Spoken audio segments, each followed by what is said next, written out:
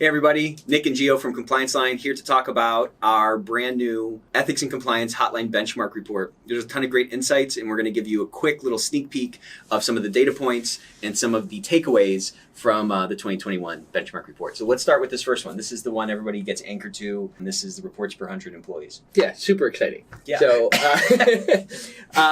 obviously this is kind of the foundation of your benchmarking, right? How many issues am I hearing about? And it's kind of a function of how many things are going on multiplied by how comfortable people are reporting, right? So you'll see our average this year actually went up. In the middle of COVID, we saw reports per 100 employees go up from 4 to 4.1 within our data set. And you see a dispersion across company size here. The traditional comparison actually fell this year from 1.4 to 1.3, right? So why do you think we saw our numbers go up within our population? I think it's a few factors. I mean, COVID was crazy, and I think we saw firsthand that in a crisis, people want to talk to somebody else. While we had some takes from businesses being less active, people not in the workforce, there was so much haphazard unknown, so much uncertainty, and people had so many questions about protocols and policies and stuff like that. So we saw that. And we also just saw folks really kind of lean into their lines a little bit more. Mm-hmm. They had more awareness tools going. Some of our clients also used the hotline on some new speak up campaigns, whether they're for gratitude or ideation or things like that. So all those factors kind of came together to have this general increase. Though it wasn't that big of an increase, like you said, it was 4 last year and it's 4.1 this year.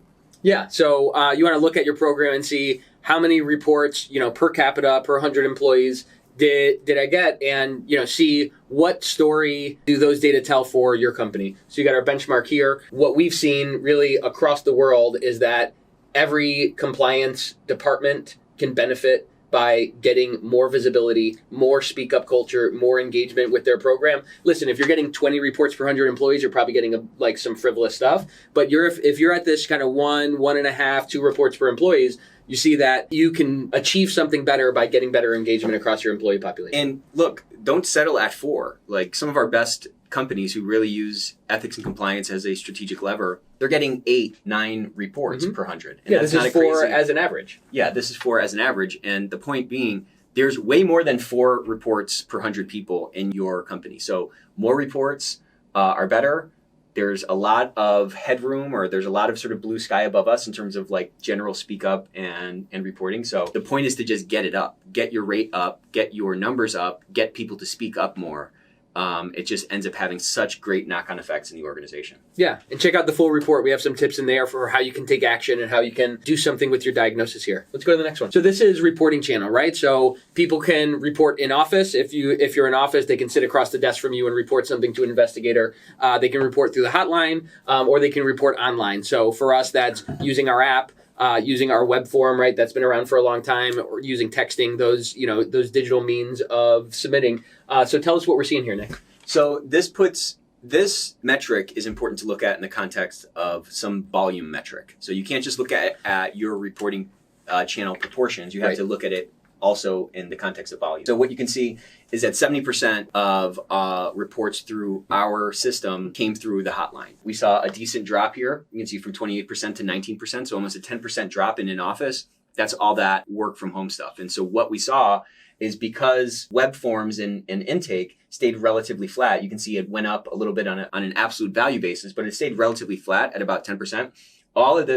All this decrease from in-office was pushed to the hotline. Obviously, there's a ton of moral hazard that can come from people feeling under pressure. 44%, according to ECI's report, 44% of employees felt some kind of pressure last year. That creates a moral hazard environment that a lot of wrongdoing and a lot of misbehavior essentially can sort of come out. So we saw a lot of increased reports during a lot of the social challenges we had in the middle of the year and toward the election. And we saw a bunch of things as well around, particularly in our finance clients, about misappropriation of PPP funds.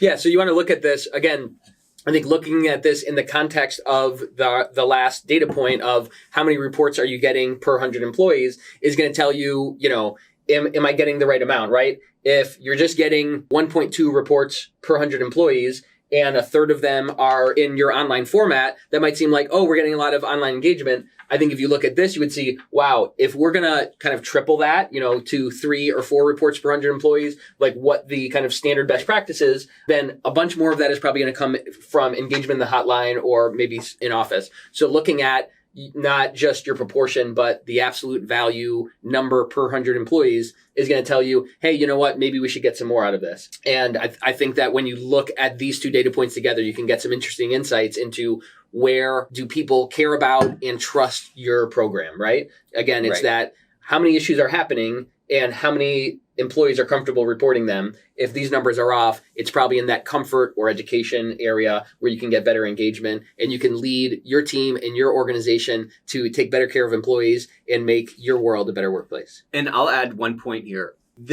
If you're not getting 70% through your hotline, if you're getting 10% through your hotline or only 20% or some small number, it's probably due to your point, some kind of an education piece. Mm-hmm. I think something like 70% of respondents said that they would report if they believed the anonymity component of the hotline was real. Right. So that means that there's some disconnect. Like, we take that very seriously. There's some disconnect with respect to the employees of the clients that we serve where they don't understand the process well enough. And that can be due to them not understanding kind of the firewalls that are in place. And it could also come from them not understanding how cases are actually closed and that being communicated back to folks. Yep. So turning this into a conversation and utilizing the tools that you have in place in new ways is what's going to allow you to really start to create those leverage points in your existing program. Yeah. So check it out. Check out the full report. We got a bunch more data in there. We have a bunch of other previews that we're going to give you. And in the report, you're going to see some special sections on COVID and other stuff. And we are always trying to help you run your program better, be a more successful ethics expert. And we have a bunch of stuff in there about what you can do, what to look for. If it's off to this, to high or low, what do you do? So check it out. And please get in touch with Compliance Line. We'd love to help you be a better compliance leader.